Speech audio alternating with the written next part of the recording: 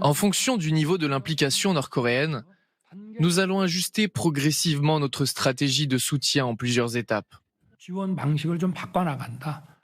Cela signifie que nous n'excluons pas la possibilité de fournir des armes. Si nous procédons à un soutien en matière d'armement, nous donnerons la priorité aux armes défensives.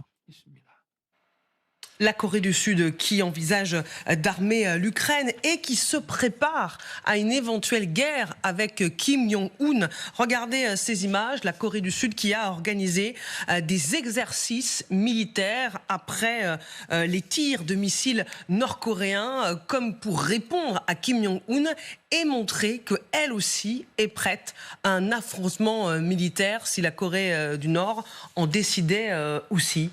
Est-ce qu'on est dans la paranoïa ou est-ce qu'on est plutôt dans une prudence bienvenue au vu de ce qui se passe ? C'est une prudence bienvenue, mais les provocations de la Corée du Nord sur la Corée du Sud, ça n'a rien de nouveau. Ça fait des années que ça dure. Simplement là, on a effectivement pour la Corée du Sud l'opportunité de jouer la guerre, si je puis dire, par des intermédiaires, et donc sur le théâtre ukrainien.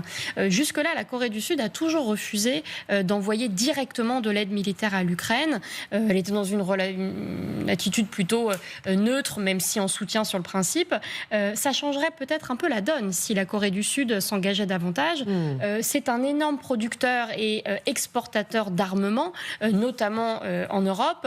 Et donc, les Européens qui sont aujourd'hui, dont les stocks se tarissent, pourraient bénéficier d'un soutien dans l'aide à l'Ukraine et notamment dans l'aide en termes d'armement dans les mois qui viennent. Ce serait, en tout cas pour les Ukrainiens, ce serait une bonne nouvelle, mais ça ne ferait qu'intensifier, bien évidemment, les tensions entre la Corée du Sud et la Corée du Nord. Et on sait très bien que dans cette région-là, c'est tellement tendu qu'il ne faudrait pas grand-chose pour qu'une nouvelle guerre éclate entre les deux Corées. Et ça aurait des implications internationales, parce que bien évidemment, le jeu des alliances jouerait pleinement dans une guerre pareille. Gallagher.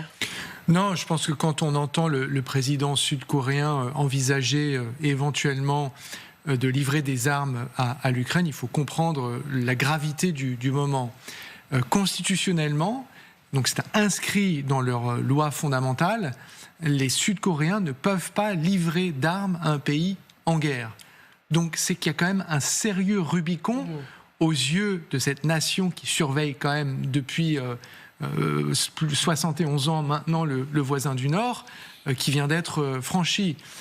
Et Vincent disait à juste titre, moi je pose le même diagnostic que vous, mais j'arrive à la conclusion radicalement différente. Il y a 1 200 000 hommes, là il y a un ballon d'essai, je parlais tout à l'heure de jurisprudence, 5 000, 10 000, un bataillon, 2 bataillons, c'est rien.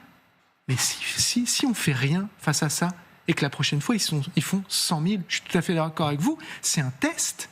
C'est effectivement juste un test. Le panneau dans lequel on tombe, c'est de ne pas réagir de manière adéquate par rapport à ce test. Ce sont 2 nations ennemies, pas adversaires, ennemies, qui nous testent.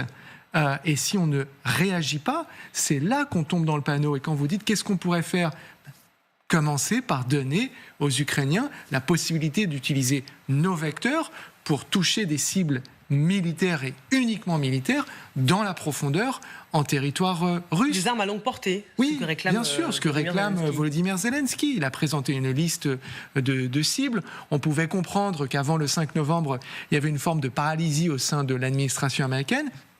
Cette échéance, elle est passée. Comme le disait très bien Madame Staron, on ne sait pas exactement vers quoi on se dirige à partir du 20 janvier prochain, à la prise de fonction du président Trump. Il reste quelques dizaines de jours pour essayer de prendre de bonnes décisions qui vont faire en sorte que le futur qui vient après soit potentiellement moins douloureux et pénible pour nous que le présent actuel.